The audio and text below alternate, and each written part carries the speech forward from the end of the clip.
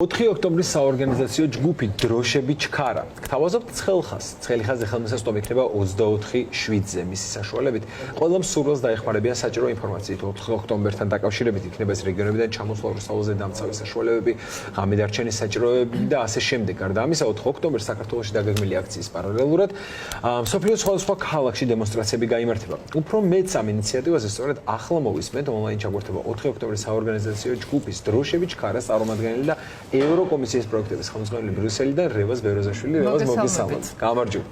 გამარჯობათ ემიგრანტების აქტივობაზე, იმიტომ რომ არც ერთი მნიშვნელოვანი თარიღი ქვეყანაში არ მიდის ემიგრანტების განსაკუთრებული ჩართულობის გარეშე და ამ კუთხით ახლა რას ამზადისია და ამ დღისთვის როგორ ემზადებით? გამარჯობათ, მოგესალმებით. პირველ რიგში მივესალმებით თქვენს მაყურებელს და მადლობა ამ შესაძლებლობისთვის. დიახ, ემიგრაციაში არის სრული გამოფხიზლება. ჩვენ არჩევნებამდე ვიყავით სრულ ტონუსში, თუმცა არჩევნების შემდეგ დაახლოებით ერთ თვეში ადამიანებს ცოტა ნიჰილიზმი დაეუფლათ და შესაბამისად გავიდნენ, ასე ვთქვათ, ასპარეზიდან, მაგრამ დღეს არის სწორედ ის გამოღვიძება, როგორიც ასე ვთქვათ, წინა საარჩევნო პერიოდში ჰქონდა. იგეგმება რასაკვირველია აქციები იმ ხალხის, რომელიც ფიზიკურად ვერ ახერხებს 4-ში ჩამოსვლას და პრაქტიკულად 35 ქალაქში უკვე დაანონსებულია ეს შეხვედრები, უფრო მეტიც ბრიუსელში და რამოდენიმე სხვა ქალაქში, მათ შორის სტუტგარტსა და DC-ში იქნება მოწვეული პოლიტიკოსები, რომელიც პირდაპირ გააკეთებენ განცხადებებს, დაესწრებიან ბრიუსელში, მათ შორის დაგეგმილი გვაქვს მარში, ევროკომისიიდან გადავკეტავთ გზას და ვიმოძრავებთ საქართველოს საელჩოს მიმართულებით. და ჩვენ პრინციპში ყველა პოლიტიკოსი, რომელიც ცნობილია მათ შორის ქართული პუბლიკისთვის, მოწვეული გვყავს ამ მარშზე და დასტურიც გვაქვს, რომ არაერთი ასეთი პოლიტიკოსი იქნება და გააკეთებს განცხადებებს. გუშინ მქონდა შეხვედრა მათ შორის ჩვენს დასავლელ პარტნიორებთან და მოუწოდეთ მათ, რომ ჩვენ გვჭირდება მათი მხარდაჭერა 4-ში, ქართველ ხალხს სჭირდება მათი მხარდაჭერა და ასევე იქნება განცხადებები, რომ ამ ეგრეთ წოდებულმა ხელისუფლებამ დაიწყოს ხელისუფლების მშვიდობიანი გადაბარება. ანუ ის, რასაც დიდი ხანია ველით დასავლელი პარტნიორებისგან, ეს მოწოდებები ღიად გაისმება სულ მალე და თქვენ ამას ნახავთ, რომ peaceful transition of the power, ანუ მშვიდობიანი გადაბარება უნდა დაიწყოს და ეს არის ქართველი ხალხის მოთხოვნა. რაც შეეხება ემიგრანტებს, ასევე ძალიან ბევრი ემიგრანტი ჩამოდის საქართველოში, უკვე ჩამოსულია 500-ზე მეტი ემიგრანტი. ჩვენ არ ვაფიშირებთ ამას ხმამაღლა, სწორედ იმიტომ, რომ იყოს ჩამოსვლა შესაძლებელი და უპრობლემო და რა თქმა უნდა ემიგრანტები ერთ ადგილას, ერთ ლოკაციას შეიკრიბებიან და რუსთაველზე 4-ში თავის სიტყვას იტყვიან ქართულ ხალხთან ერთად. ბატონ რევაზ, რამდენი გავრცელდა ასევე ემიგრანტების მოწოდება ძალოვანი სტრუქტურების წარმომადგენლების მიმართ ამაზე და ამ გამოწოდების მნიშვნელობაზეც გვინდა რომ თხოვოთ. დიახ, აუცილებელია ეს მოდეს ყველას, რომ ეს არის მშვიდობიანი ხელისუფლების გადაბარების პროცესი, ხალხი ვიბრუნებთ უკანონოდ მითვისებულ ძალაუფლებას, მაგრამ არ შეიძლება იყოს შიში, მათ შორის ძალოვან სტრუქტურებში, მათ შორის საშუალო რგოლის ჩინოვნიკებში, ჩვენ არ ვერჩით არავის, ყველა უნდა იყოს თავის საქმეში ჩართული და რაც შეეხება ძალოვნებს, ძალიან მნიშვნელოვანია მათ ესმოდეთ, რომ 4-ში იდგება სრულიად საქართველო. ჩვენი აზერბაიჯანი და სომეხი მეგობრები, ჩვენი ოსი და აფხაზი ძმები და დები, ქართველები და ყველა ერთად, ერი და ბერი, დიდი და პატარა ვიდგებით 4-ში რუსთაველზე. შესაბამისად, მათი ახლობლები, მათი ნათესავები, მეზობლები იდგებიან 4-ში და დროა, რომ პოლიცია, ძალოვანი სტრუქტურები დადგეს ქართველი ხალხის გვერდით და ჩვენ მათ ვთხოვთ, რომ მათ ეს გაითვალისწინონ. იქ მთელი საქართველოა და იქ, სადაც მთელი საქართველოა, ყველა, ვისაც მუნდირი აცვია და ეს მუნდირი ღირსეულად უტარებია, ვალდებულია დაიცვას უსაფრთხოება ამ ხალხის და დადგეს მათ გვერდით. ესაა სწორედ ჩვენი მოწოდება და რასაკვირველია, ეს არის ძალიან მნიშვნელოვანი სწორედ 4-ში და შემდგომ დღეებში. ყველაფერი იქნება ძალიან მშვიდობიანად, ყველაფერი იქნება ძალიან კარგად. ხალხს მათ შორის რეგიონებიდან ზარებს ცხელხაზზე ყოველდღე ვიღებთ, ვეხმარებით, რომ ჩამოვიდნენ რუსთაველზე, მივცეთ მათ ამის საშუალება, არის სამწუხარო რეალობაა, რომ მთიანი აჭარიდან მქონდა არაერთი ზარი, არის გაჭირვებული ხალხი, რომელიც არის გულანთებული და სულით და გულით სურთ, რომ ჩამოვიდნენ 4-ში რუსთაველზე და მათ არ აქვთ ამის საშუალება. სწორედ ამიტომაც თქვენი ეთერის საშუალებითაც ნება მომეწით მივმართო ემიგრაციას. ემიგრანტებო, ვიცი რომ მიუხედავად იმისა, რომ ზოგი 10 წლეულებით ხართ უკვე ჩასული სხვადასხვა ქვეყნებში არ ინტეგრირდით იქ და დღემდე საქართველოსთვის უნდკავთ. ჩვენ ერთმანეთს ვიცნობთ, ჩვენ ერთმანეთს ვენდობთ, მოდით ვენდოთ საქართველოს, ვენდოთ და დავიჯეროთ საქართველოს უკეთესი მომავლის და შევიტანოთ წვლილი მცირედი დონაციით. ძალიან გთხოვთ ყველას, ვისაც რისი საშუალება გაქვთ ამ მცირედი დონაციით შეიძლება დიდი, კარგი და ქართული საქმეების კეთების.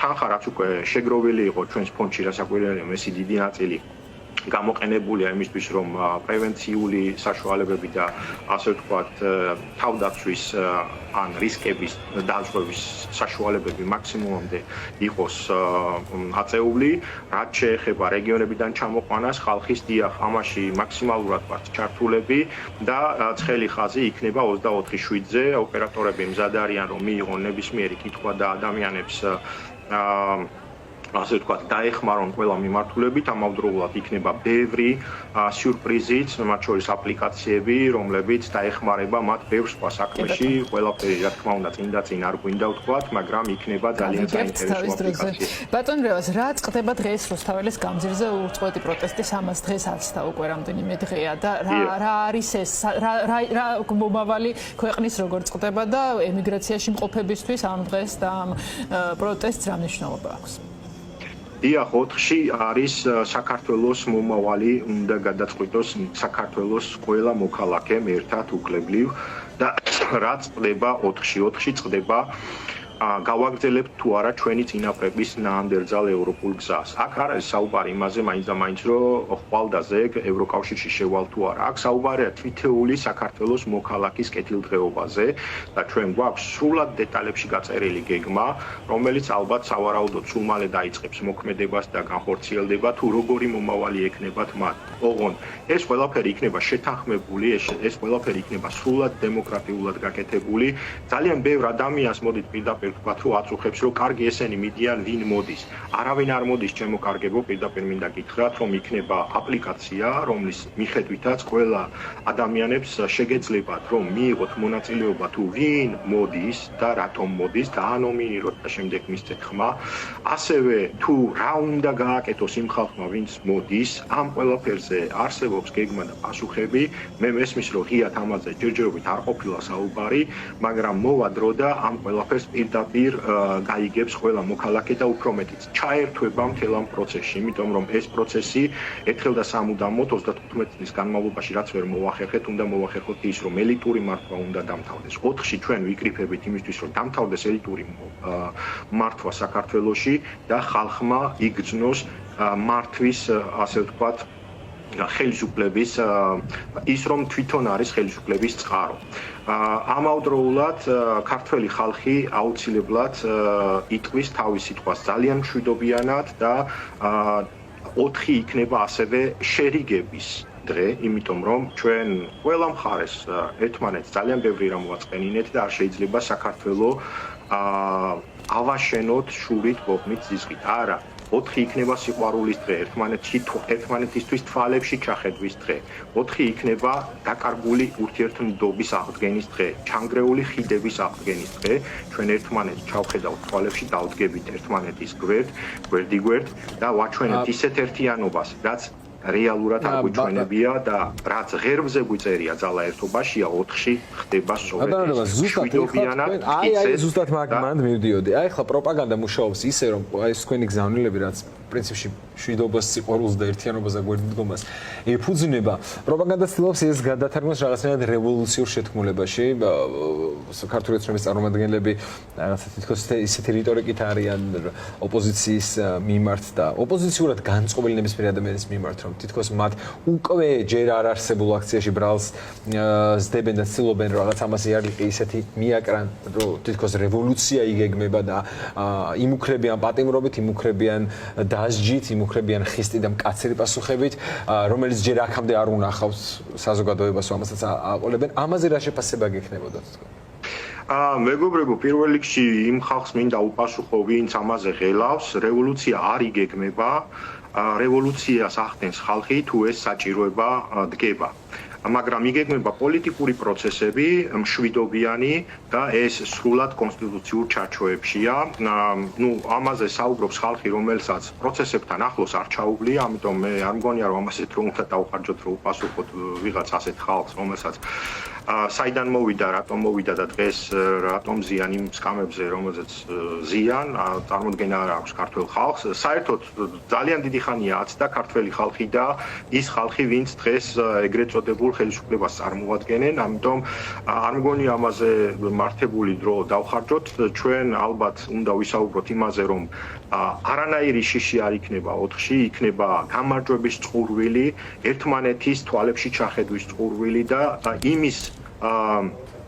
იმის ინიციატივა, რომ ქართველი ხალხი ბრუნდება პოლიტიკურ პროცესში და ქართველი ხალხი გადაწყვეტს, რომ არც ერთ ჯგუფს არ მიანდოს ხელისუფლების მართვის სადავეები თუ ის ამას არ იმსახურებს და უფრო მეტიც. ჩვენ ყველაფერს გავაკეთებთ იმისთვის, რომ შემოვიდეს ტექნოლოგიებზე დაფუძნებული სახალხო დემოკრატიის ელემენტები, რომელიც კანონმდებლობით გაიწერება მომავალში და ჩვენ დავაზღვევთ იმ ფაქტს, რომ იცით რა, თუ შეგვეშალა რა ვქნათ ისევ რუსთაველზე გადადექის დახილით ვიაროთ უსასრულოდ, არ მოგვიწევს ეს მეგობრებო, არ მოგვიწევს, ყველაფერი გათვლილია. ამავდროულად გეტყვით იმასაც, რომ რაღაც აი კოალიცია გვინდა ეს გვინდა და აქამდე ვერ შეთანხმდა ვერავინ და მომავალში ვინ შეთანხმდება. ძალიან რთულია მოკლე დროში ამ ყველაფერზე პასუხის გაცემა, მაგრამ გვაქვს ამაზე პასუხი. პრობლემა არ არის არც კოალიციურ ხელისუფლებაში, არც ერთპარტიულ მმართველობაში. პრობლემა არის მექანიზმები, რომელიც ამას დააზღვევს და ეს მექანიზმები არსებობს, ეს მექანიზმები გაიწერება და ხალხი თავად ნახავს ამას. მარტივად გეტყვით, მარტივ კომპონენტს შემოვა აუცილებლად ხალხის კმაყოფილების ინდექსი, რომელიც ყოველწლიურად გაიზომება და იქნება სავალდებულო ელექტრონული გამოკითხვის წესით და იმის მიხედვით, თუ მაგალითად 2 წლის თავზე არჩევიდან ხელისუფლების ეს კმაყოფილების ინდექსი ჩამოწდება 50%-ს, ეს ავტომატურად გამოიწვევს აღმასრულებელი ხელისუფლების ცვლილებას და არის კიდევ სხვა კომპონენტები, რომელიც დამატებით იმუშავებს იმაზე, რომ ამ კომპონენტთან ერთად ერთობლიობაში ვადამდელი არჩევნები გამოიწვიოს. იმ შემთხვევაში თუ ეს ასე იქნება. ამიტომ ძალიან გთხოვთ, აყვებით რაღაცა იმ ხალხს, რომელსაც პროცესთან ახლოს არ ჩაუვლით. ჩემი და ზოგადად ჩვენი წუხილები მდგომარეობს იმაში, რომ სამწუხაროდ აი მადლობა უნდა გითხრათ იმაში, რომ დღეს ეთერი გვაქვს და ძალიან ბევრი ток-შოუ გადის იმაზე, რომ აი რაღაცა ხალხი მოდის ток-შოუებში, რომელსაც პრინციპში პროცესებთან ახლოს არ გაუვლია და რაღაცებს უყვება ხალხს. ეს არის პრობლემა, იმიტომ რომ ხალხი იბნება, ხალხს არ აქვს კითხვებზე პასუხი, არ აქვს კითხვაზე პასუხი მათ შორის, ომი გინდათ შიში, რითი უნდა ნიველირდეს. არის კი ეს რეალური, ამაზე არავის არ უსაუბრია და თუ ვინმე საუბრო ძალიან გაკვირით და ასე შემდეგ. ჩემო კარგებო, ამ ყველაფრის დაზღვევა გეგმაში არის გაწერილი და ამ გეგმაზე ნამუშევარი აქვს და ტვინი აქვს ჩამთხეული ხალხს, რომელსაც პროცესის შექმნაც შეგვიძლია და გვიკეთებია კიდეც საქმე ამ ყველაფერში. ამიტომ იმ ხალხს, რომელსაც არ გსურს არც სკამები, არც მომავალში რაიმე სხვა, მაგრამ ჩვენი ქვეყნის სიყვარულით საქმე გვიკეთებია და გავაკეთებთ, ყველა ერთად მუშაობდით ამ სქემებზე და ამ პროგრამებზე. შესაბამისად ამ პროგრამებს ყველას გავაცნობთ, მათ შორის 4 რიცხვიდან მოყოლებული და ხალხი თავად გადაწყვეტს როგორი საქართველოს გახდა. ანუ 4-ში ამავდროულად დაიბადება აზრი როგორი საქართველოს გვინდა. გვინდა თუ არა საპრეზიდენტო მოდელი, გვინდა თუ არა საპარლამენტო და ასე შემდეგ. ემიგრანტებს იმ სოლიდარობისთვის, რომელიც აი ამ უწყვეტი პროტესტის სრული თანდებია ყოველდღიურად და არ ვიცი ასე მსგავსი ორგანიზებულობა, მსგავსი სოლიდარობა და მსგავსი ერთიანობა მე ყოველ შემთხვევაში ჩემი ცხოვრების განმავლობაში არ მინახავს და ამისთვის ძალიან დიდი მადლობა და დიდი მადლობა თქვენ დაგემშვიდობთ. მადლობა თქვენ ამ შესაძლებლობისთვის, დიდი მადლობა.